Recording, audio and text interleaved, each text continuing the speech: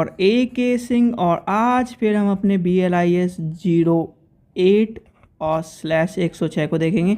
यानी 08 और /106 में क्या देखना था, लास्ट चैप्टर चल रहा था बुक का आपका। लास्ट चैप्टर के बाद ये आपकी बुक कंप्लीट हो जाएगी। तो और आपका उत्तराखंड ओपन यूनिवर्सिटी का भी लास्ट चैप्टर चल रहा है, यानी कि आज दोनों कंप्लीट हो जाएंगे। और भले ही कहा था मैंने 15 तारीख को, यानी 15 तारीख तक कहा था कि आपका सिलेबस कंप्लीट यानी कि एक बुक कंप्लीट हो जाएंगी, पर एक दिन एक्स्ट्रा लग गया तो उस चीज़ को छोड़िए। तो सबसे पहले क्या है, सबसे पहले आपको करना है वीडियो को लाइक करना है, चैनल को सब्सक्राइब करना है, वीडियो को ज़्यादा से शेयर करना है, चैनल को टेलीग्राम ग्रुप को ज्वाइन करके रखना है, जिससे आपको इंपॉर्टेंट इन्फॉर्मेशन मिलते रहे। तो यानी यूनिट नंबर 4 लेसन नंबर 12 और आपका चैप्टर का नाम क्या है, कंप्यूटर आधारित सूचना प्रसारण सेवाएं। ठीक है, ये आपके आ जाएंगी। अब इसमें क्या चीज़ है, यानी कि कंप्यूटर आधारित जो सूचना प्रसारण की बात आती है, तो कहीं ना कहीं आपको मैंने बताया था 1960 के दशक में, कहीं ना कहीं क्या 1960 के दशक में आपके कंप्यूटर का प्रयोग आरंभ हो गया था। और आज के युग में आपको कहीं ना कहीं सभी विश्वविद्यालय में, सभी लाइब्रेरी में, सभी कहीं ना कहीं लाइब्रेरी जगत में कहीं ना कहीं आपका क्या है, कंप्यूटर का आरंभ देखने के लिए मिलता है। अब कंप्यूटर के आपको जो सेवा हैं, यानी कंप्यूटर के आरंभ के साथ साथ कुछ सेवाएं भी शुरू हो गई, जैसे कि आपका अनुक्रमण सेवा, यानी कि अनुक्रमणीकरण सेवा।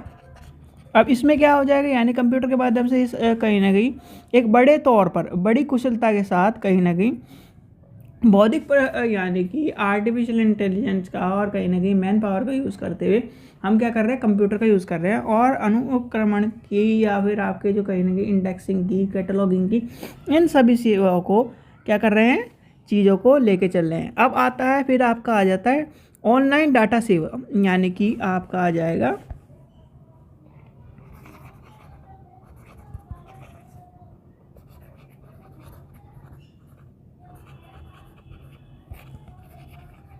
ठीक है। ऑनलाइन डाटा बेस सर्विस की बात आती है, जैसे कि आपका मान के चलिए आप क्या कर रहे हो, यानी कि आप अपने डाटा, जैसे आपको क्या पास है, यानी कि आपको स्टोरेज डिवाइस नहीं चाहिए, कुछ नहीं चाहिए। आजकल क्या है, क्लाउड कंप्यूटर की बात करें तो ऐसी क्या है, आपकी वर्चुअल लाइब्रेरी भी क्लाउड कंप्यूटर पर चलती है। तो ऑनलाइन डाटा भी वही है, यानी कि जैसे आपको क्या करते हो, आपका ईमेल का, जैसे आप की ईमेल है, जीमेल है, उसमें क्या है 15 GB आप क्या कर सकते हैं, स्टोरेज करके रख सकते हो। ऐसी कहीं ना कहीं आपका ऑनलाइन डाटा सर्विस होती है। इसमें क्या होता है, कहीं ना कहीं आपके ऑनलाइन जो डाटाज हैं, ऑनलाइन जो डाटा सर्विस है उसको यूज़ करते हुए अपने आप कार्य को यूज़ कर सकते हैं, अपने कार्य को कर सकते हैं। और इसी को बदौलत, यानी कि इसी के बदौलत आजकल क्या है, वर्चुअल कंप्यूटर आ गया है। वर्चुअल आपका माइक्रोसॉफ्ट का जो चीज़ें हैं वो आ गई हैं। आज कल आपको क्या है, महंगे महंगे स्टोरेज की ज़रूरत नहीं है, क्या है, बस उसका पे करना पड़ता है और आपका ऑनलाइन कंप्यूटर सब चीज़ें चल पड़ती है, यानी कि हाईली मशीन की ज़रूरत नहीं है। अगर आपके पास क्या है, सिर्फ एक माउस, कीबोर्ड और आपके पास मॉनिटर होना चाहिए, जिससे और इंटरनेट कनेक्शन होना चाहिए, जिससे वो कहीं ना कहीं संचालित हो सके। तो इस तरह से आपका क्या है, वर्चुअल कंप्यूटर का आपको देखने के लिए मिल रहा है। फिर आपका आ जाता है CD-ROM सेवा।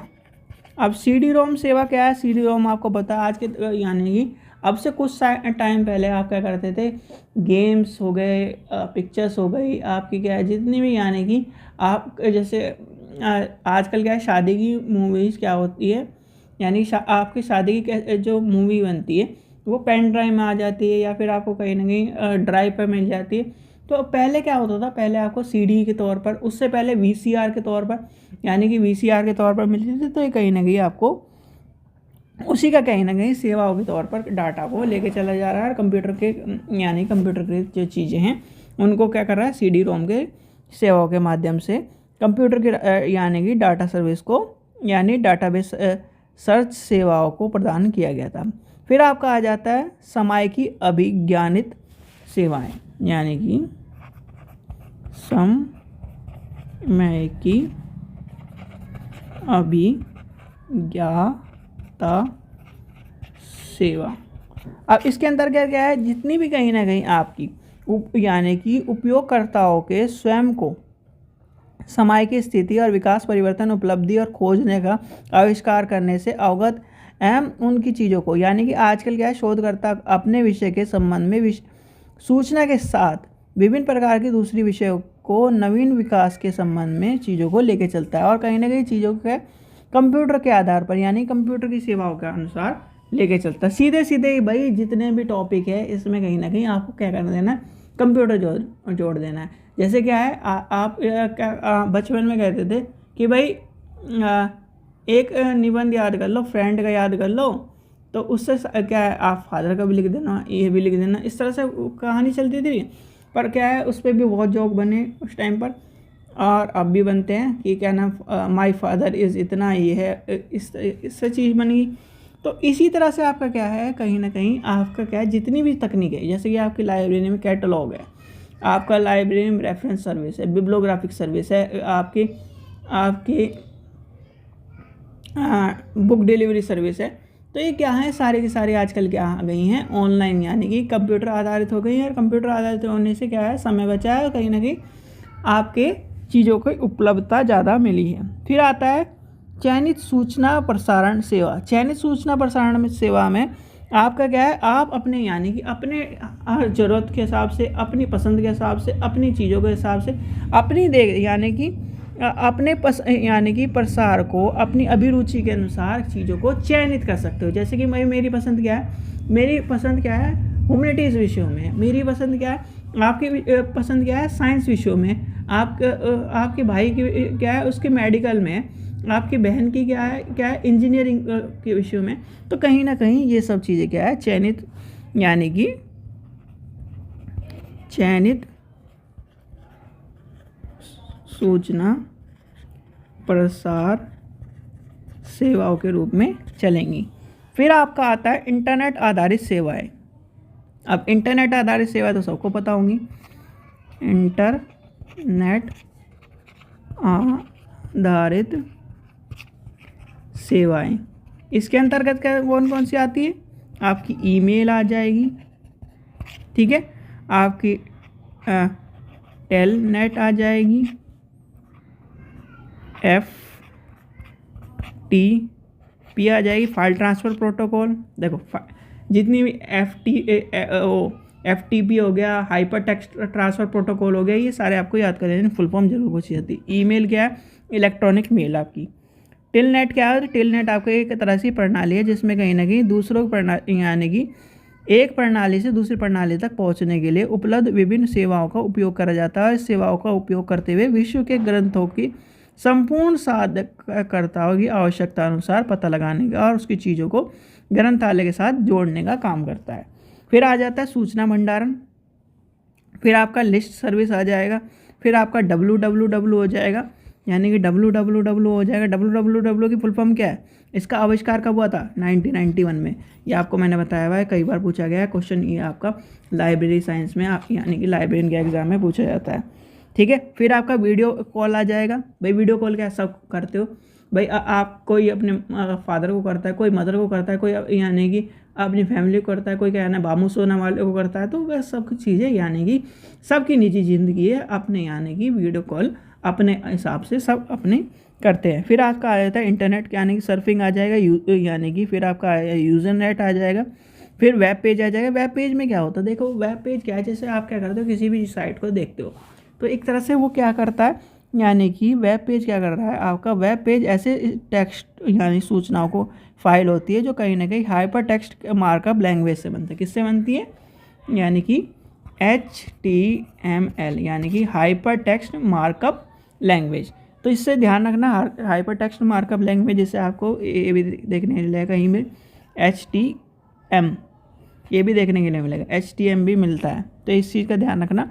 फिर आपका आ जाएगा यानी कि इंटरनेट रियल चेकलिस्ट, तो इसके बाद यानी कि चेकलिस्ट में आ जाएगी। ये सब चीज़ें आपकी कहीं ना कहीं किस पे चलती है, कंप्यूटर पे, और कंप्यूटर की सूचनाओं को आधारित करते हुए चलती है, ठीक है। वैसे तो छोटा चैप्टर था, ज़्यादा लंबा हो गया। अब आती है यानी कि रिसर्च शेयरिंग नेटवर्क। यानी कि रिसोर्स शेयरिंग नेटवर्क की बात आ जाएगी, या जो कहीं ना कहीं रिसोर्स। एक चीज़ ध्यान रखना, एक चीज़ मैं आपको अभी बता दूं, देखो ठंडियाँ शुरू हो चुकी हैं, सभी स्टूडेंट्स एग्ज़ाम आ रहे हैं, थोड़ा सा अपना शरीर का ठंडी से यानी कि आप बच के रहिए, जिससे आपका एग्ज़ाम बेकार ना हो। भाई आपको ठंडी लगी, यानी कि आपको ठंडी लगी, जुकाम खांसी हो गया, तो कहीं ना कहीं आपको जुकाम खांसी की वजह से आप क्या पढ़ नहीं पाओगे, सर दर्द रहेगा, तो उस चीज़ से आप बच के रहिए, अपना सेफ्टी रखिए, जिससे आपका क्या है एग्ज़ाम अच्छा हो सके। इसमें आपका आ जाएगा डिल नेट। अब इसमें दो चीज़ आती है, यानी कि डिल नेट में आपको क्या है, एक आपका आ जाता है दिल्ली लाइब्रेरी नेटवर्क, एक डेवलपमेंट लाइब्रेरी नेटवर्क। ठीक है, इस चीज़ का ध्यान रखना है, दिल्ली लाइब्रेरी नेटवर्क और डेवलपमेंट यानी कि डेवलपमेंट लाइब्रेरी नेटवर्क। यानी कि इसमें क्या है, भारत के जो जितने भी राज्य हैं और कहीं ना कहीं चीज़ें हैं, उनकी पुस्तकालयों के साथ जोड़ने का, और कहीं ना कहीं आपके डिल नेट का क्या है इसका नाम परिवर्तन कब हुआ। अगर आपसे कोई पूछने लगे डेवलपमेंट लाइब्रेरी नेटवर्क का नाम परिवर्तन कब हुआ, तो उसका नाम हुआ था 13 सितंबर 2002 में। ये क्वेश्चन सबसे ज़्यादा पूछा गया है, तो इसका नाम क्या है, लेटेस्ट है आपका दिल्ली लाइब्रेरी नेटवर्क। ठीक है, ये ध्यान रखना, क्वेश्चन पहले था डेवलपमेंट यानी डेवलपिंग लाइब्रेरी नेटवर्क, और अब क्या है दिल्ली लाइब्रेरी नेटवर्क। फिर आपका आ जाएगा इरनेट। अब इरनेट की फुल फॉर्म क्या है, इरनेट की फुल फॉर्म आपको बतानी है, ये आपको मैंने पढ़ा चुका है, इरनेट का आपको बताया हुआ है, यानी कि 90 के दशक वाली सारी चीज़ें बताई थी। और कहीं ना कहीं आपका एक और इसी में आपको एक चीज़ आती है TIES, यानी कि आपका टेक इंटरनेट एवरीवेयर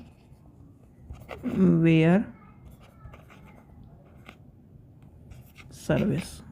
ये मैंने इसलिए फुल फॉर्म लिखी क्योंकि ये आपको पता नहीं होगी। ठीक है, फिर आपका आ जाता है NIC नेट, यानी NIC क्या है, ये आपका नेशनल इंफॉर्मेशन सेंटर। क्या है, नेशनल इंफॉर्मेशन सेंटर के बारे में है। और नेशनल इंफॉर्मेशन सेंटर क्या है आपका, कहीं ना कहीं आपका 1970 यानी कि 1972 में आपकी इसकी योजना का आयोजन किया, भारत सरकार द्वारा बनाया गया, और इसे कहीं ना कहीं मल्टीपल चीज़ों के लिए और इन्फॉर्मेशन को लेने के लिए, यानी कि आपका अकाउंट बिजनेस, आपका लोन, यानी कि आपका सारा जितने भी डाटा आजकल क्या है NIC पर चल रहा है। ठीक है, आपका जितना भी क्या है डाटा आपको NIC पर चल रहा है। फिर आपका आ जाता है CALIBNET, ये क्या है आपका Kolkata library network, Calcutta library network. अब क्या है आपका कलकत्ता है, पहले कोलकाता था, तो इस चीज़ का ध्यान रखना। फिर आपका आ जाता है नेक्स्ट, आपका आ जाता है, और जो भी स्टूडेंट यानी UGC नेट की तैयारी कर रहे हैं वो मात्र हमसे 100 रुपये में प्रीवियस ईयर ले सकते हैं। अब आपका आ जाता है JANET, यानी कि जॉइंट एकेडमिक नेटवर्क। ठीक है, क्या है नेटवर्क। अब इसके अंतर्गत क्या है, यानी कि UK की एकेडमिक नेटवर्क है, जिसके इस शुरुआत में UK के विकास के छोटे छोटे विभिन्न यानी कि आपकी जो नेटवर्क की चीज़ें उसको शामिल किया गया। और ये कब आया था, 1984 में हुआ था, और कहीं ना कहीं उच्च वित्तीय काउंसिल के तौर में इस आगे चल कर जोड़ा गया, और कहीं ना कहीं इसको ले के चला गया। फिर आपका आ जाता है BLAISE, ये क्या है, British library automated information service. ठीक है, तो ये आपका आ जाएगा। फिर आपका आ जाएगा OCLC क्या है, ऑनलाइन कंप्यूटर लाइब्रेरी सेंटर। ठीक है, इसकी शुरुआत कब हुई, यानी इसकी शुरुआत हुई थी 1967 में, अस्तित्व में आया था। और इसके कहीं ना कहीं यानी OCLC का स्वयं का क्या है, वीडियो टेक्स्ट की सिस्टम को विकसित करना था। फिर आपका आ जाएगा इनफ्लिब नेट के आपको पता है इंफॉर्मेशन ऑफ लाइब्रेरी नेटवर्क। ठीक है, information of library and network, तो ये आपका आ जाएगा सारा का सारा। ठीक है, ये सारी चीज़ें आपको समझ में आ गई। फिर आपका बचता है अब इसमें कहीं ना कहीं आपका इफिला बचा, आपका यूजीसी आता है, आपका क्या है यानी कि CSIS यानी कि देखने को मिलता है, यानी कि आपके इंडियन के डिजिटल लाइब्रेरी चीज़ें देखने को मिलती। तो ये सब चीज़ें आपकी क्या हैं इस चैप्टर में आपको देखनी है। तो ये मेनली चैप्टर था कहने कंप्यूटर पर आधा, यानी सीधे सीधे भाई ये मान के चलो अपनी घर को क्या डिजिटलाइजेशन करना है, अपनी लाइब्रेरी को हमें डिजिटलाइजेशन करना है, उसकी सारी चीज़ों को कंप्यूटर से जोड़ना है, उसकी यानी कि जितनी सेवाएं उनको कंप्यूटर से जोड़ना है। तो ये सारी चीज़ें आपको इस तरह से पढ़नी है। और मेनली OCLC इनकी फुल फॉर्म जरूर याद कर लेना, फुल फॉर्म जरूर पूछी जाती है। फुल फॉर्म को मैं तो ये कहूँगा कि आप जितनी भी किताब हैं सारी निकालो, और अभी एग्ज़ाम देने के बाद जो 15 दिन में या मैक्सिमम 5 दिन में सारी की सारी फुल फॉर्म लिख लो। ठीक है, चलिए आशा करता हूँ आपको वीडियो पसंद आई। वीडियो पसंद आई तो लाइक करें, चैनल को सब्सक्राइब करें, वीडियो को ज़्यादा से शेयर करें। Thank you.